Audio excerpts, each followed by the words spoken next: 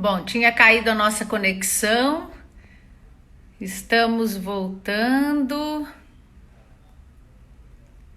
Coisas da tecnologia, pessoal. Nem sempre a tecnologia nos permite. Vamos ver se a gente consegue agora.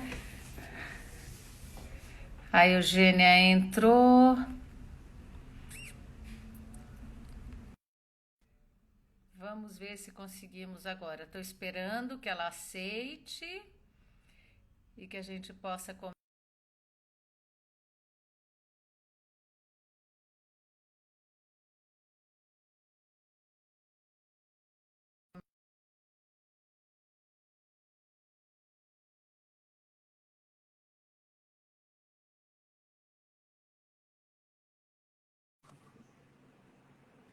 Bom dia para quem eu ainda não falei bom dia.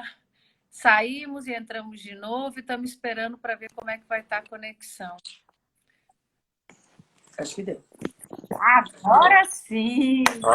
Agora deu? Não deu. Me vendo? Vendo, só que pouco a imagem.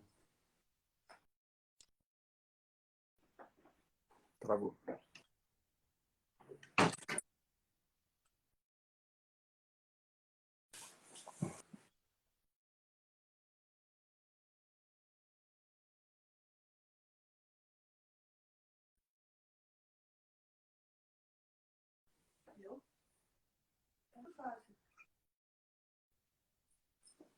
Cláudio, Oi? bom dia. Bom dia, Tereza. Agora foi? Eu tô te ouvindo. Agora acho que vai, né? Agora eu tô te ouvindo.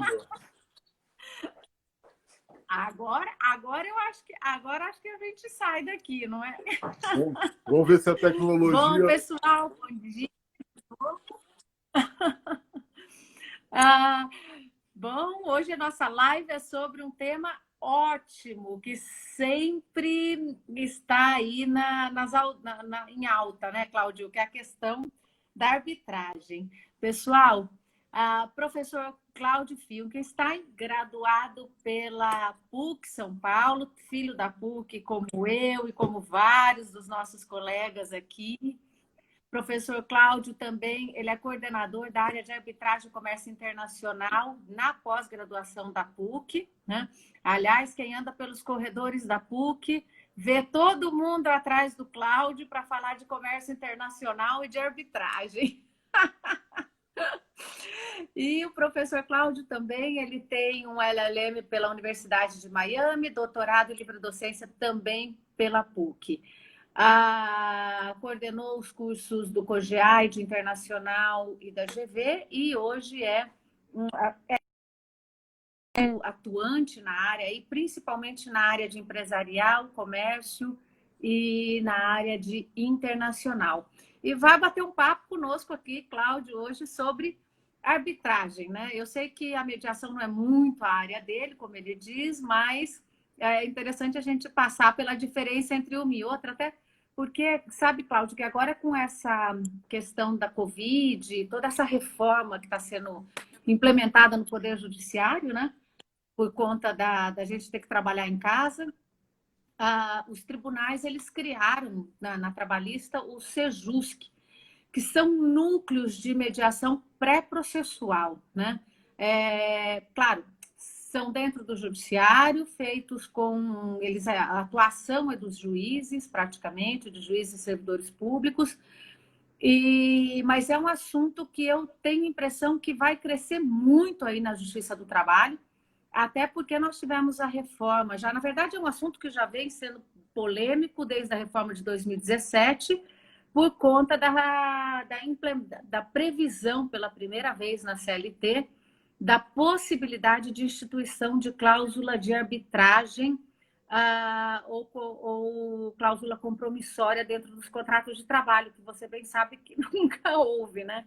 A reforma do Judiciário da Emenda 45 previu essa cláusula para a questão de ações coletivas trabalhistas, ou seja, dissídios coletivos.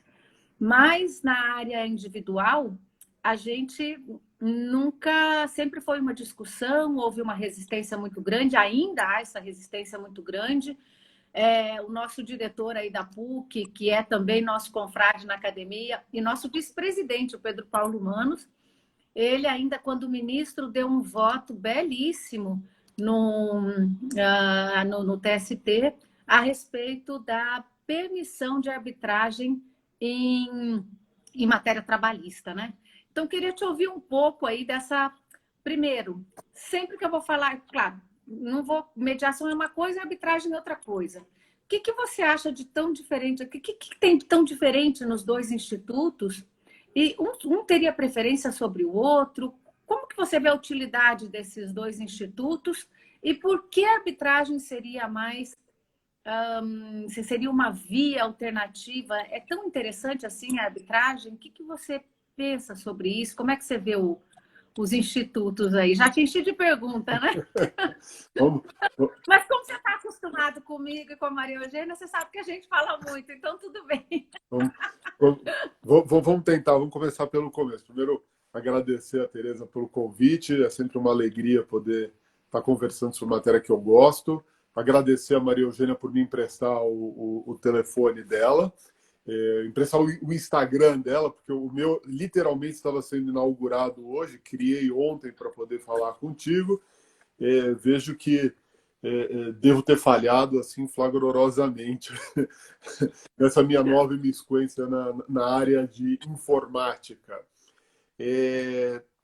A mediação e conciliação, elas são complementares à arbitragem. Quando a gente estuda o que nós denominamos de MESCs, os meios alternativos de solução de controvérsia, a gente vê que dentro dessas opções, o que mais vem crescendo é o que a gente chama de uma cláusula escalonada. Por que cláusula escalonada? Você primeiro, em identificando uma controvérsia, um problema entre as partes, você tenta resolver de forma autocompositiva. Então, com o auxílio de um terceiro, um expert, um conhecedor de técnica de composição, ele alinha, não vou dizer nem as vontades, ele alinha as interpretações das partes no caminho de fazer um acordo. Então, é um acordo assistido, por isso que a gente chama de um meio autocompositivo. Por outro lado, a arbitragem, ela é uma forma heterocompositiva, ou seja, as partes transferem ao julgador, da mesma forma que na jurisdição estatal as partes se submetem ao juízo do Estado, na arbitragem é a mesma coisa. A diferença é que, ao invés de você se submeter a um órgão de controle do Estado, você se submete a uma instituição privada ou a um tribunal privado, onde, no mesmo modo que na jurisdição estatal, há uma análise do caso, há uma jurisdição, por assim dizer, em que se pronuncia uma sentença que é vinculativa às partes. As partes, elas vão... O CNJ, há algum tempo, ele mudou essa definição. O MESCs, que eram os meios alternativos de solução de controvérsia, eles adotaram a denominação meios adequados de solução de controvérsia. Não quer dizer por isso, vou fazer uma crítica a essa alteração, e não é uma crítica no sentido de esses meios não são adequados ou não são mais adequados. Eu gosto do meios alternativos, que é o acrônimo correto, primeiro, pelo menos, porque ele deixa bem claro o que é. Ele é uma forma alternativa. A partir do momento que você optou por conciliação, ou mediação ou arbitragem, você fez uma escolha ao invés do judiciário. Então, você reconhece que o judiciário não te atende em algum dos seus pleitos, alguma das suas intenções, e você vai procurar ou uma solução autocompositiva, que seria pela via da mediação, ou uma solução heterocompositiva, que é pela via da arbitragem, que é um julgamento propriamente dito. Eu acho que você começou contextualizando perfeitamente. Eu acho até que a mediação tem muito mais espaço, não só espaço, tem muito mais necessidade nesse mundo pós-Covid que a gente vive. A gente está vendo algumas iniciativas mundo afora. Obviamente, Eu ainda não consegui ver nenhum número confiável, apesar de a gente estar... Eu também acho que é muito cedo para ver esses números confiáveis ainda. O volume de causas que vão surgir, não só na trabalhista, como na civil, recuperação judicial, falência, o volume de contratos que serão descumpridos é inimaginável para a gente hoje. Então, tenta pensar um Estado como o Brasil, que já tem as suas instituições judiciárias sobrecarregadas, é indiscutível que vai piorar muito. Isso parece que é um ponto pacífico. Então é necessário. Ô, Cláudio, só para te interromper, sabe quanto cresceu o número de trabalhistas em um mês na Justiça do Trabalho por conta da Covid? Estatística oficial da semana passada. Só para poder enriquecer teu raciocínio aí. 643% em um mês e meio. Seguindo a sua observação de que vai aumentar absurdamente. Curiosamente, a gente tem visto as estatísticas de arbitragem. A mediação eu também não vi ainda. Até porque a mediação é uma situação um pouco mais complicada. Nós temos uma lei, nós já temos um instrumento legal, já existe uma lei que regula a mediação.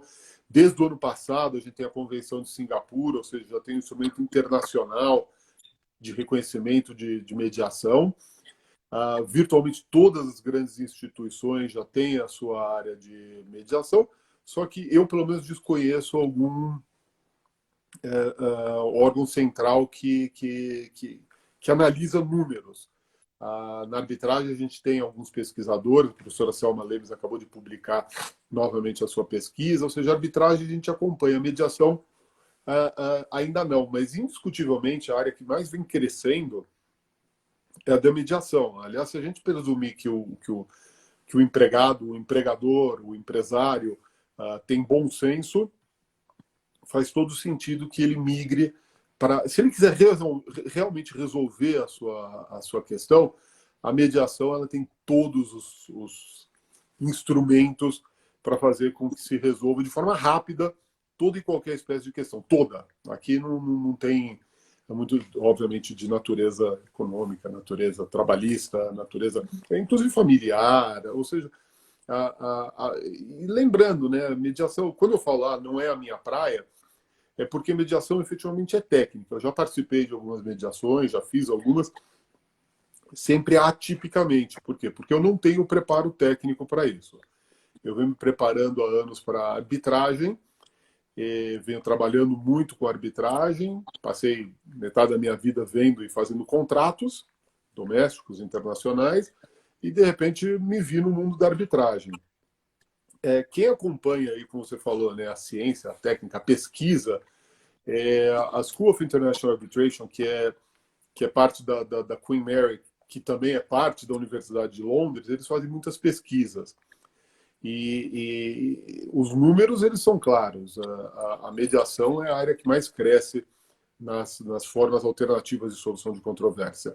Ainda se recorre muito mais à arbitragem, o dobro pelo menos, mas efetivamente vem crescendo muito a mediação. Eu acho que é um dever que nós temos, e a gente vê muito isso não só no judiciário, como também em arbitragem, tentar convencer as partes a mediar suas disputas. Porque se houver um mínimo de intenção, de boa fé, de boa vontade, de resolver as questões, a mediação consegue fazer isso. Não há a menor dúvida. É que existem casos, principalmente em arbitragem de alta escala, a gente vê muita situação em que ambas as partes reputam que tem razão.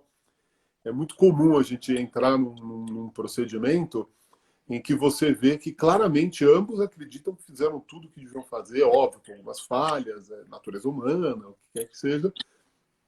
E nessas questões, obviamente, é necessário resolver de forma definitiva, via sentença, a questão. Mas... Em termos de custo, Cláudio, qual seria custo, que eu digo não só custo monetário, mas custo de tempo também? A mediação seria mais interessante que a arbitragem como uma forma alternativa ou uma coisa acaba não interferindo na outra? Não, não, não. A mediação, em qualquer das hipóteses, qualquer das perspectivas, ela é muito mais rápida, ela é muito mais barata.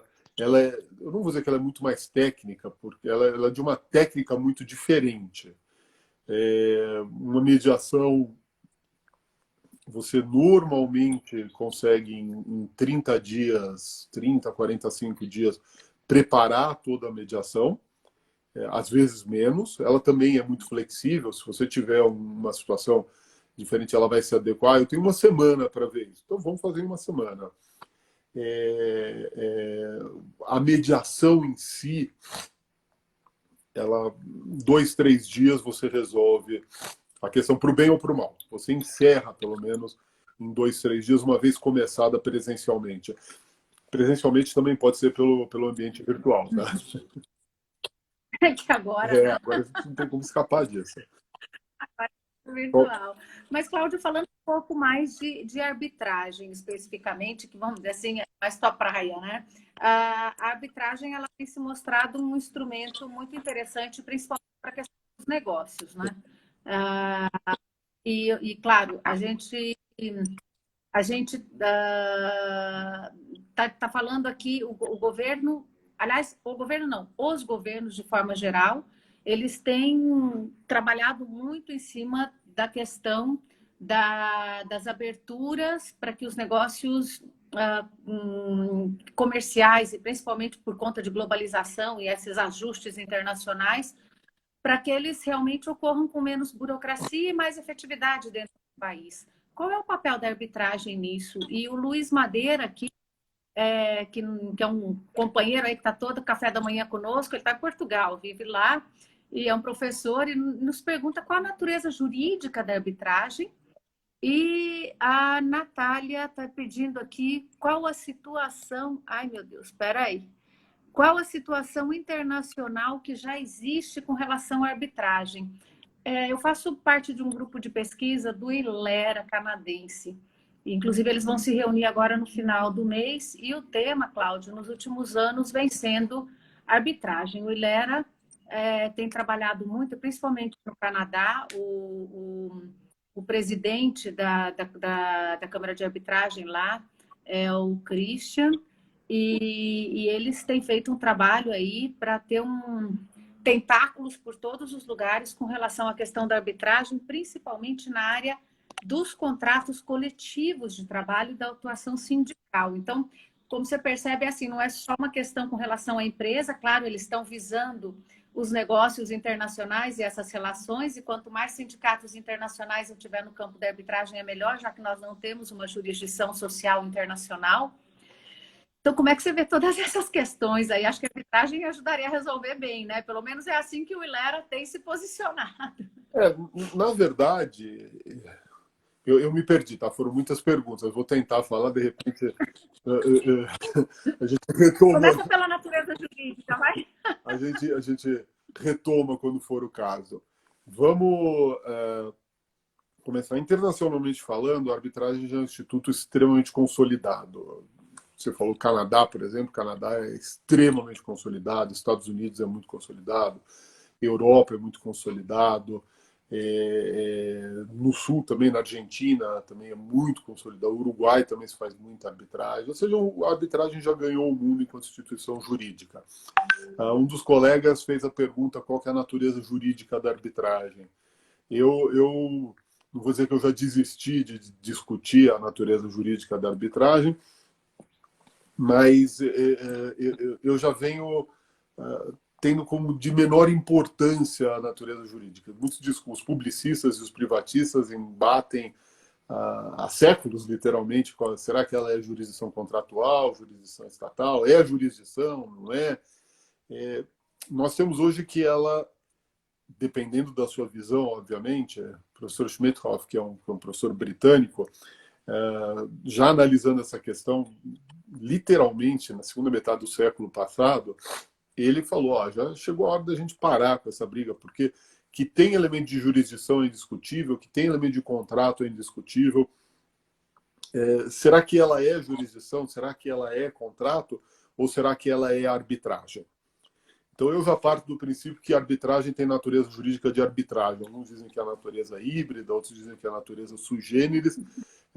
Eu prefiro analisar a arbitragem com natureza jurídica de arbitragem, porque aí a gente já vê os seus institutos, as suas características, muitos deles derivados de direito contratual, muitos deles derivados de direito estatal. E é uma coisa estranha a gente discutir isso.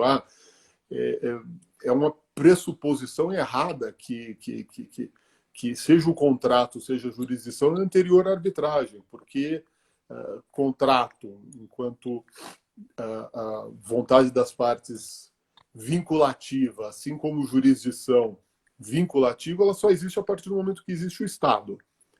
E a gente já tinha arbitragem muito antes de existir o Estado Nacional.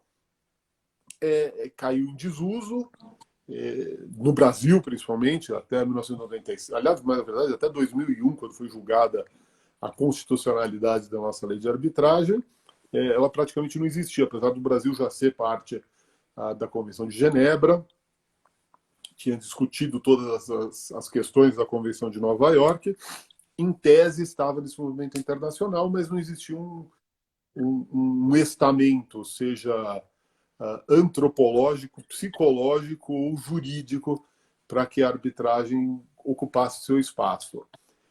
Hoje é indiscutível isso. Você mencionou algumas jurisdições, a gente vê questões controversas da arbitragem para nós, em alguns países desenvolvidíssimos, nem se discute. Relação de consumo, a gente fala muito, será que pode? Em que condições pode? Como pode? Aonde pode? Na Espanha, por exemplo, relação de consumo, o consumidor vê como uma vantagem você poder submeter a uma Câmara de Conciliação, que na verdade é uma Câmara de Arbitragem que eles montaram lá.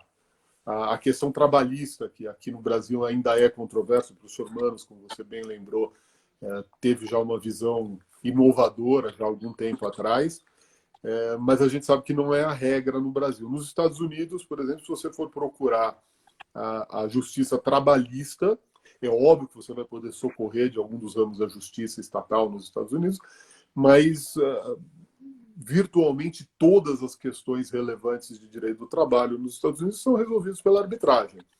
Então, a arbitragem também tem uma função social de pacificação de relações e de, eu não vou dizer suprir no sentido de substituir a justiça estatal, mas em muitas causas ela faz às vezes da justiça estatal.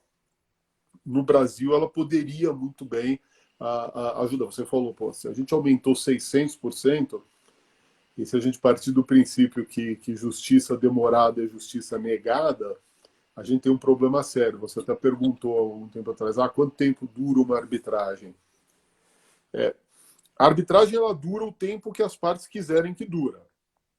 Então, a gente viu aqui no Brasil, durante a Olimpíada, a gente teve arbitragem de esporte que era conduzida em questão de horas, poucas horas. Claro. No esporte também, a gente vê, quem gosta dessas competições internacionais, é raro ver isso, mas a gente vê tanto na UEFA quanto na Conmebol, a gente vê situações sendo resolvidas em questão de dias, poucos dias. Eu já fui árbitro numa questão agrícola que a solução tinha que ser decidida, ou seja, a sentença tinha que ser final em 90 dias.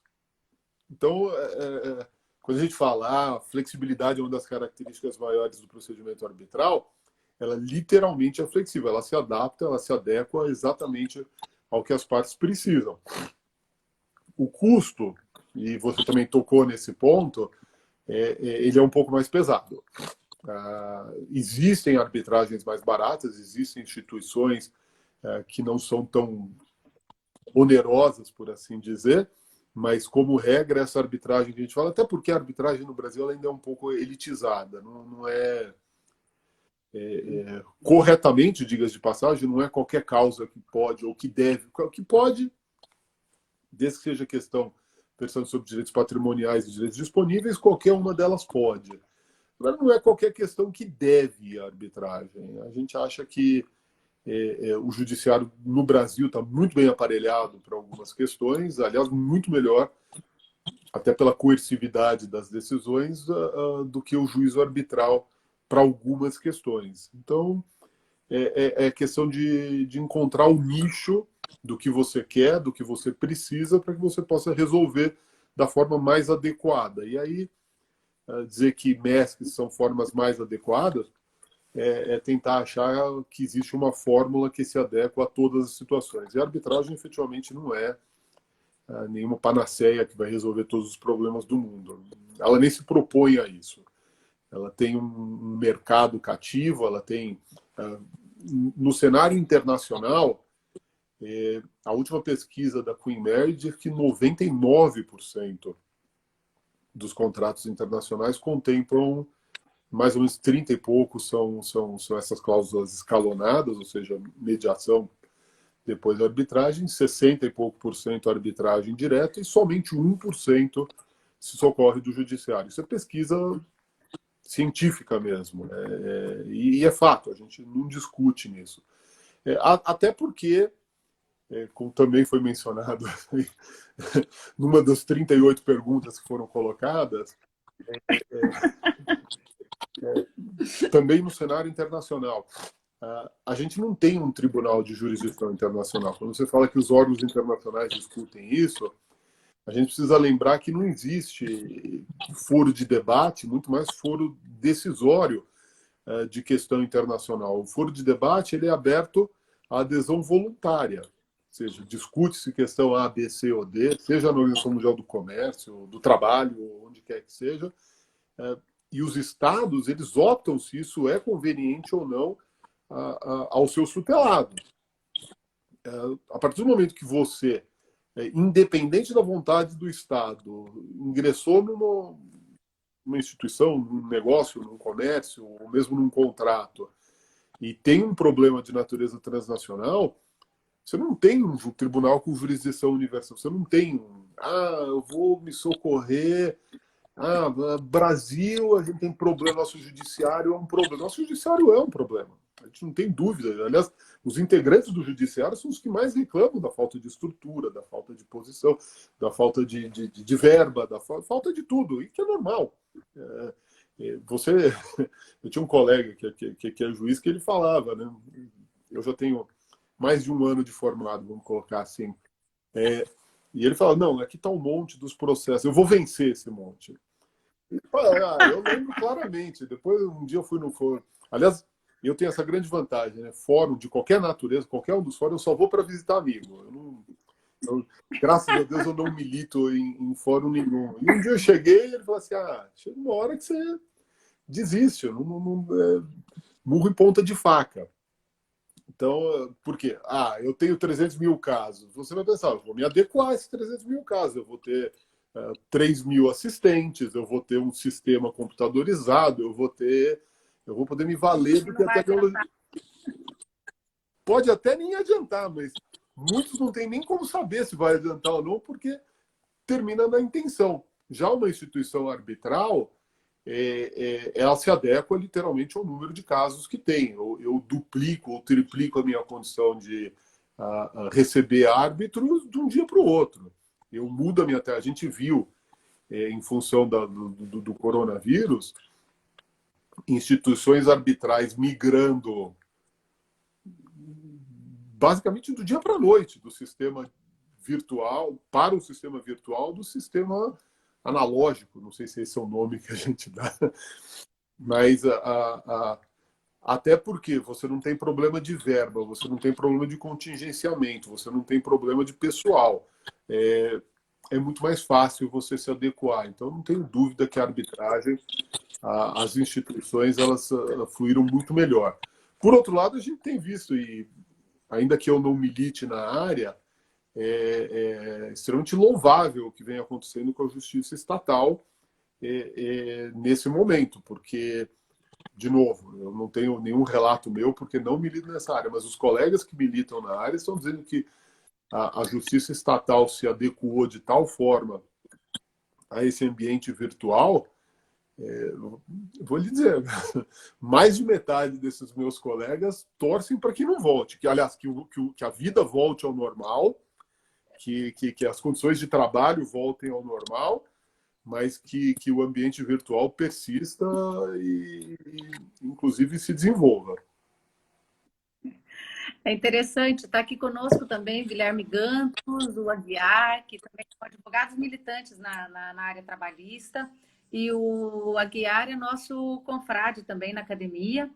E a gente fez, o Gantos vai vir para uma live a semana que vem, ele está na comissão da OAB de advogados trabalhistas, e me parece assim, o que a gente tem conversado é realmente que parece que isso é um senso comum, né? Ninguém mais quer ficar perdendo o dia inteiro no fórum, porque a ida para o fórum te faz perder o dia, não é? Ainda mais na trabalhista, que a gente tem audiência para tudo, Cláudio. Então é assim, o advogado às vezes vai, eu faço audiência de manhã em Itapecerica, então chega às 8h30 da manhã e às vezes vai logo cedo para não perder o horário e perde simplesmente a manhã inteira, né? Porque se dá algum atraso na pauta, não tem como prever o que vai acontecer, né? Eu digo, a gente está hora para chegar, então é hora para sair. E ninguém mais quer esse tipo de situação, de perder o dia inteiro dentro de um fórum, quando você pode fazer várias coisas a partir do seu escritório. Então, eu acho que esse investimento todo que o CNJ está fazendo, que o judiciário como um todo está fazendo na área tecnológica, na área virtual, eu acredito também que venha para ficar realmente, porque não é só uma vontade dos juízes, mas principalmente uma vontade dos próprios advogados e partes. Acho que vai ter uma mudança muito grande de costume com relação a isso, né? Ou seja, eu acho que o processo vai acabar ficando mais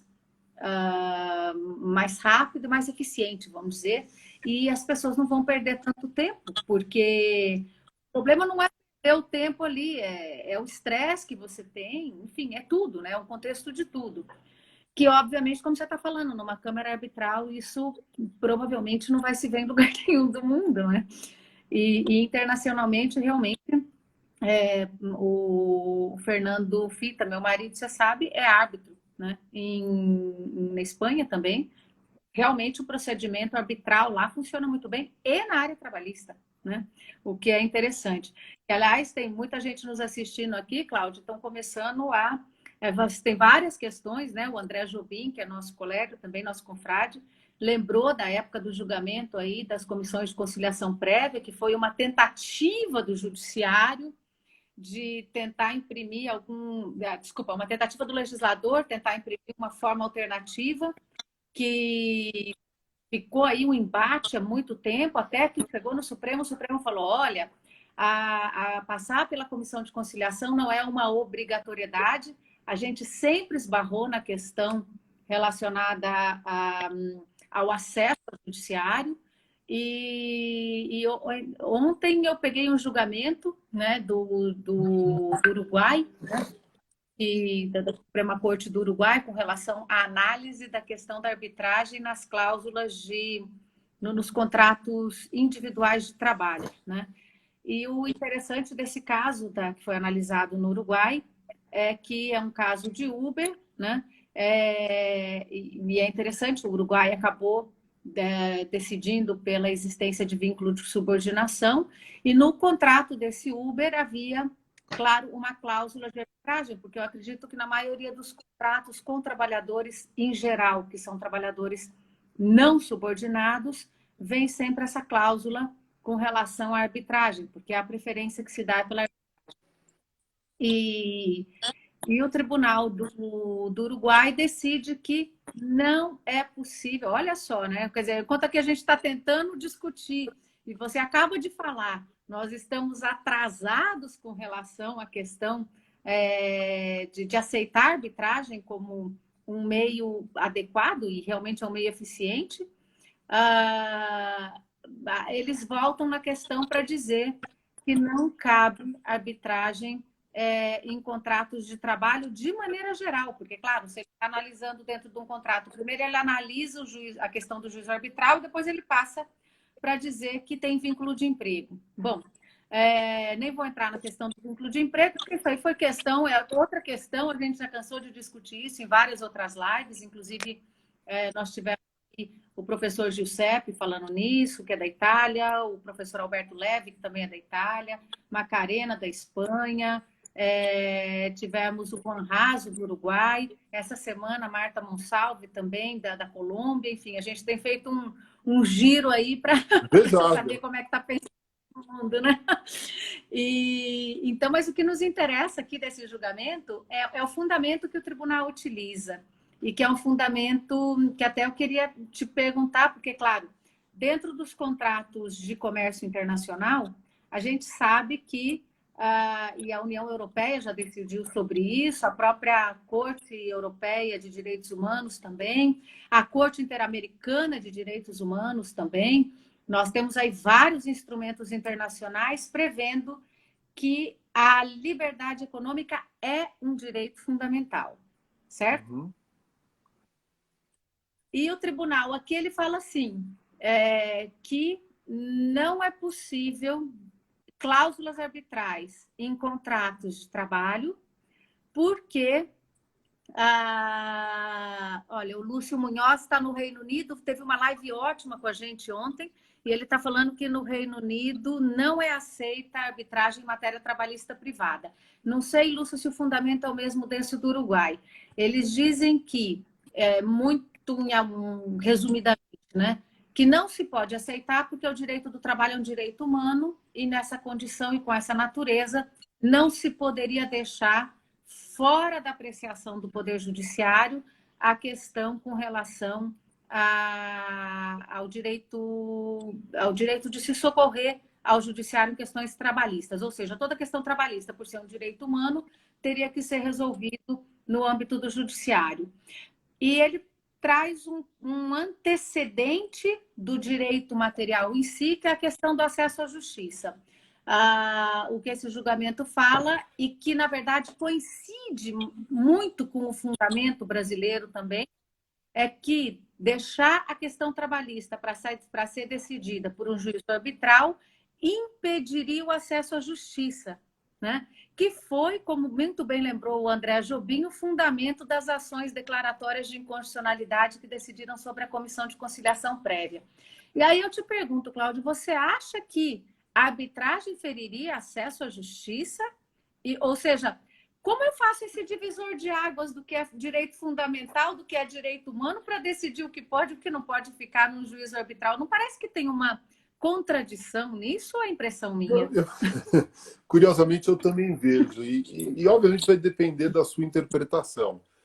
Na minha interpretação, virtualmente todas as questões relativas a direito de trabalho são direitos humanos. Direitos alimentares são direitos humanos. Direito econômico é direito humano, porque ele também é ambiental. Então, você pode ter uma amplitude tamanha que tornaria inarbitrável virtualmente todas as questões se essa concepção prevalecesse. Me parece que é um pouco mais a questão de culturas, falando do colega seu no Reino Unido. Eu estive em Londres há algum tempo atrás e presenciei algumas arbitragens em direito de família, com questões que naquela ocasião, para mim, eram impensáveis. A gente viu sendo resolvido e bem resolvido pela arbitragem. Se você tomar o paradigma dos Estados Unidos, eu acho que a questão trabalhista, da arbitragem trabalhista, ela é mais envolvida nos Estados Unidos que em quase, pelo menos das jurisdições que eu conheço, é a que tem mais volume, tem mais doutrina. Hoje a gente vê um movimento contrário, a gente não vê esse movimento de uma discussão da viabilidade do trabalhador, o trabalhador sentindo que, ou pelo menos a opinião pública é contrária à defesa dos interesses do trabalhador do foro arbitral. Pelo desenvolvimento da arbitragem coletiva nos Estados Unidos, hoje a gente vê o contrário. O empregado ele se vê muito mais protegido indo à justiça trabalhista para questões coletivas do que o próprio trabalhador. Então, a gente vê um movimento em que as cláusulas arbitrais elas são retiradas do contrato de trabalho, ou pelo menos elas são mantidas, desde que não haja possibilidade de arbitragem coletiva. Então, essa é uma discussão que a gente nem consegue imaginar o Brasil chegando. Mas, obviamente, a gente não vai redescobrir a roda. Daqui, sei lá, 10, 15 anos, a gente vai estar nessa discussão que os Estados Unidos já está, acredito que, saindo.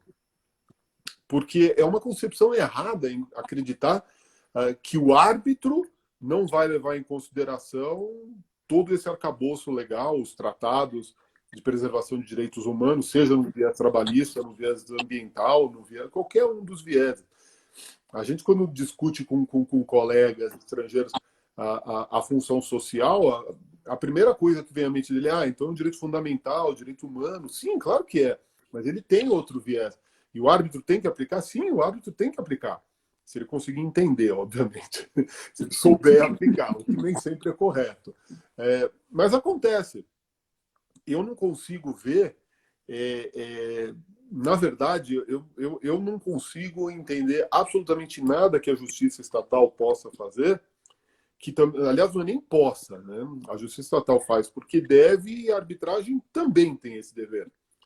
Até porque existe, pelas normas de arbitragem brasileira, um controle pós-factum, ou seja, uma vez concluída a arbitragem, se essa técnica não for colocada de forma apurada, e aqui eu não estou falando do mérito da decisão.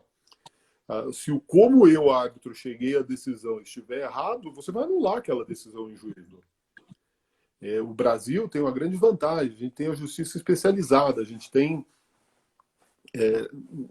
na justiça estatal, várias... A doutora Andréa, que é uma colega nossa, eu conheci ela, ela estudava arbitragem, ela fez pós-graduação nos Estados Unidos em arbitragem e não trabalhava em arbitragem, ela foi promovida às varas de arbitragem, ou seja, e também diversos outros juízes, que eu tive alguns professores, colegas nossos da PUC eram da vara de arbitragem, conhecem de arbitragem como ninguém. Ou seja, esse controle a posteriori, ele é feito de forma precisa. As poucas arbitragens que a gente viu com erros, elas foram reformadas. Isso acontece. Atividade humana, né? A arbitragem, como qualquer outra atividade humana, é sujeita a erros. Aí eu vou ter que fazer um pequeno interregno. A gente diz que a arbitragem, quando dá errada, normalmente a culpa é do advogado. O juiz também deve sentir isso. Muitas vezes a gente vê o direito ser pleiteado de uma forma totalmente errada. É óbvio que o juiz ele tem mais capacidade de intervir quando ele identifica essa questão. Na arbitragem é mais complicado. A missão do árbitro ela é um pouco mais limitada nesse sentido. Por isso que a gente fala, a arbitragem, mais do que qualquer outra coisa, quando dá errado, é porque o advogado não pensou bem no momento que estava redigindo o contrato, é o advogado que não anteviu o que podia acontecer naquela arbitragem, no momento que firmou o termo de arbitragem, na hora que indicou o árbitro. Você não pode indicar. A grande diferença do judiciário com o sistema privado de arbitragem são inúmeras as diferenças, tá? Mas o que eu vejo como grande fato distintor é eu poder escolher quem eu quero para resolver a minha questão. Então a gente não participa daquele sorteio, né? Um juízo, última análise, é um sorteio, é um sistema que vai dizer, olha, tal juiz vai resolver a sua questão. Na arbitragem, pelo menos parte daquele tribunal, se não for um árbitro único, você escolheu. Você vai colocar ali alguém que você confia, alguém que você sabe que está preparado. Ah, mas o juiz também está preparado. Sim, como regra, sim. Talvez não na especialização. Talvez não na especialização.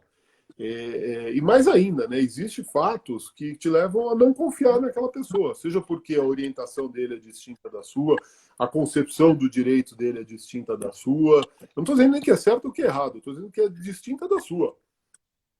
E na arbitragem você pode escolher. Eu quero... São inúmeros os colegas da área trabalhista que propugnam pela arbitragem trabalhista. Então você saber, olha, aquele cara é um cara que estuda isso, que conhece isso. Não que ele vai defender o meu ponto de vista, mas pode ser que ele já publicou algum trabalho defendendo o seu ponto de vista. É desonesto? Não, a flexibilidade do processo te admite ter essa pessoa no seu tribunal. O que não quer dizer que a outra parte não vai fazer a sua lição de casa, vai saber se ele Se ele não quiser adicionar mais culpa ao problema que a arbitragem pode dar, ele vai fazer a sua pesquisa e vai colocar alguma pessoa com um ponto de vista completamente distinto, e esses dois juntos vão eleger um terceiro. Você, como regra, já vai ter um colegiado para analisar a sua questão. Ele vai ter, como você bem colocou, ele pode desconsiderar. Eu fiquei sabendo dessa decisão uruguaia. Não li ela, não conheço a fundo, mas a gente sabe, por exemplo, na Europa já tem lugares que você decidiu a questão coletiva de Uber, relação de trabalho ou não, pela via arbitral. Nos Estados Unidos também. Não permite a arbitragem coletiva, mas a arbitragem multiparte, por assim dizer, você pode. Mas não vincula, não cria precedente. Tem toda uma dialética completamente distinta daquela que a gente encontra na justiça estatal.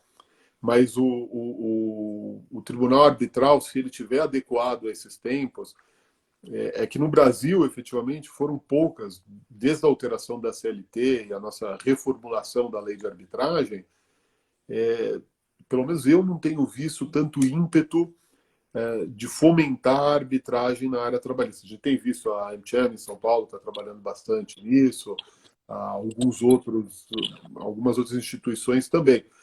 Mas, pelo menos, eu não consigo perceber um movimento visando a massificação da arbitragem trabalhista no Brasil. Pode mudar? Pode mudar, claro que pode mudar. Isso depende de vontade legislativa. Hoje a gente tem limitação de valor de causa, a gente tem limitação de quem pode, quem inicia. Hoje a gente não tem nenhuma instituição que fomenta os direitos dos trabalhadores. Muita gente pensa, eu não vou fazer uma arbitragem trabalhista na Fiesp, na Federação das Indústrias. Por quê? Porque ela vai ter uma visão contrária aos direitos trabalhistas. Pode acontecer, dependendo do tribunal que for. Não da instituição. A instituição, eu não consigo, pelo menos eu conheço virtualmente todas as instituições, conheci agora de perto o pessoal da Fiesp. Eles são excelentes. O pessoal da AmCham, são jovens, são excelentes. Eles não vão ser mais... A AmCham vai proteger a empresa americana. Isso é um absurdo, porque a Fiesp vai proteger o industriário. É uma concepção completamente equivocada. Isso não existe. Por outro lado, a gente não viu nenhuma instituição vindo dos sindicatos ou mesmo das universidades. Na Católica, a gente já chegou a falar em constituir uma instituição, uma Câmara Arbitral lá. Ela seria vocacionada a proteger... Não, a arbitragem ela tem que proteger o direito. Ela não tem que proteger uma classe. Se a arbitragem for bem feita, se a arbitragem for bem levada a cabo. Então, tem que ser imparcial, como qualquer juiz, né, Cláudio? Com certeza, com certeza. Não, a independência e a imparcialidade na arbitragem é até curioso, né? Porque fala-se muito disso. O critério que a lei adotou é o critério do judiciário, até por existir uma equiparação, não só para efeito penal, como a nossa lei de arbitragem, ela diz que o árbitro, no exercício da sua função, é juiz de fato e de direito. Então, o critério é o mesmo? Não. A gente vê que existem organizações internacionais, como a IBA, existem critérios das próprias instituições arbitrais que estão muito mais severos na questão de impedimentos do que o do judiciário. Até porque a gente tem visto, mais uma vez, né, os nossos tribunais superiores não têm nos dado grandes exemplos nessas questões. Na arbitragem, isso é um pouco mais criterioso do que no judiciário. Até, diga-se, na arbitragem institucional. A arbitragem ad hoc pode ser um pouco mais problemática, mas esse critério é importantíssimo, da independência e imparcialidade.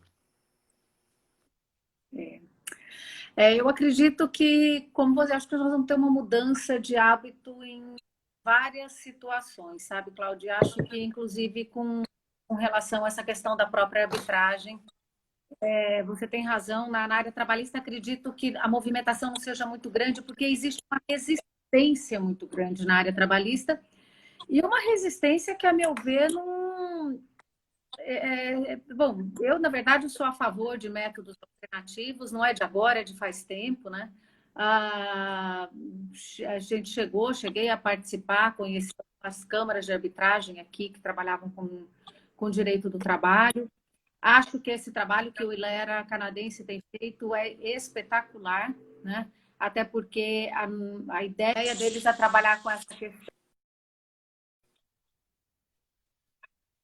da arbitragem a nível supranacional, justamente por conta do que a gente já falou aqui, da inexistência de tribunais que estejam, tribunais supranacionais que estejam preparados para poder, que estejam preparados, não, que existam, né, para poder fazer determinados tipos de resolução e conciliação de situações que são importantes a nível, no nível global e não no nível regional.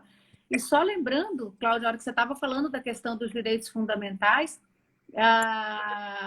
que a Carta Interamericana de Direitos Humanos, no artigo 26, traz lá, né? Todos os nossos direitos, direito econômico, direito social, direito cultural, agora entra o direito ambiental também, né? Que já foi inserido na Carta, se eu não me engano, no final do ano passado.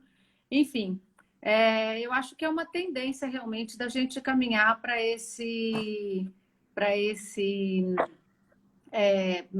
essas novas formas, não é? Nós temos aí 4 minutinhos para acabar lá. Eu te deixo com os minutos finais. Desculpa falar muito, mas me encanta esse tema. Eu sou apaixonada por esse tema das formas alternativas. Eu acho que o processo judiciário ele é democrático. Eu acho que a gente tem que ter outras formas.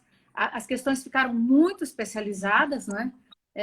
E a gente não tem condição realmente de conseguir uma jurisdição tão efetiva, por mais que a gente tenha os 30 assistentes, todo o procedimento virtual, enfim, fica muito complicado. Eu acho que a gente garantiria o acesso, né? Já vem aí na linha do capelete também, com essas formas alternativas aí de solução de conflitos.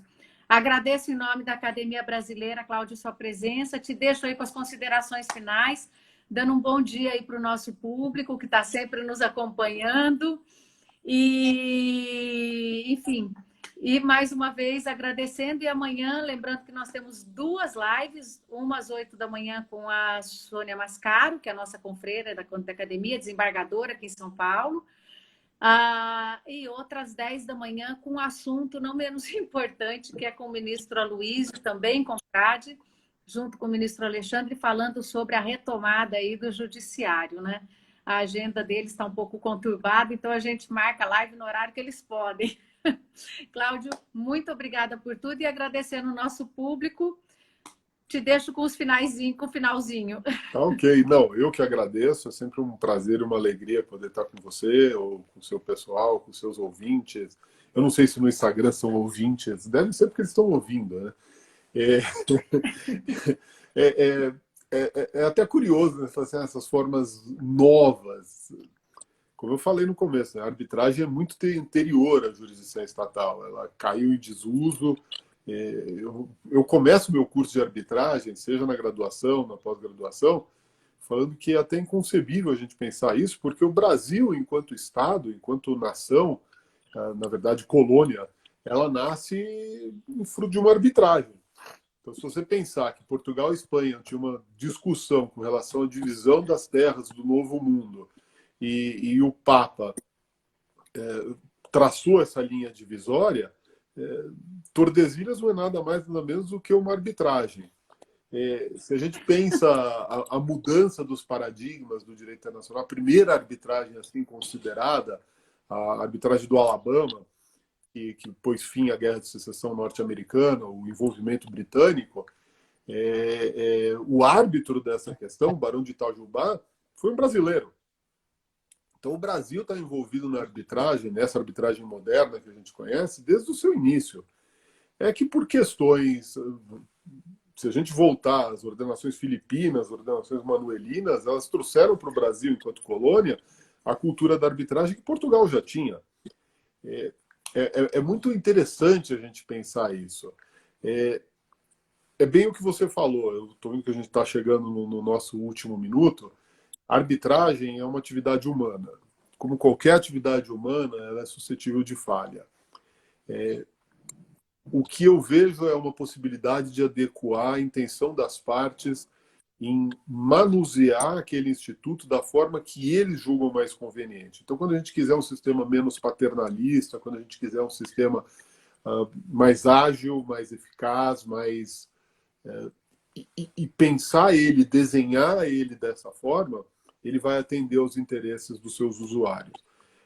De novo, não é para qualquer causa, não é para qualquer situação. A questão trabalhista eu vejo com muito mais preocupação, eu vejo que o cuidado e a proteção ela é muito mais necessária, mas em algumas esferas, em algumas instituições, eu acredito que deveriam prosperar, exatamente para poder dar não só ao empresário mais condições, como também ao empregado maior capacidade decisória. Mais uma vez, obrigado pelo convite. Eu que agradeço, e agora que eu estou me lembrando que a gente nem tocou na arbitragem na área pública, né, no direito público, que eu já vim pronta para falar da área do direito público e acabou ficando. Mas vai ficar para a próxima visita, assim você volta a tomar o café conosco. Cláudio, muito obrigada para o nosso público, um bom dia para todo mundo, um beijo enorme, obrigada. Beijo a você também e a todo mundo que está vendo a gente. Abraço. Tchau, tchau, bom dia.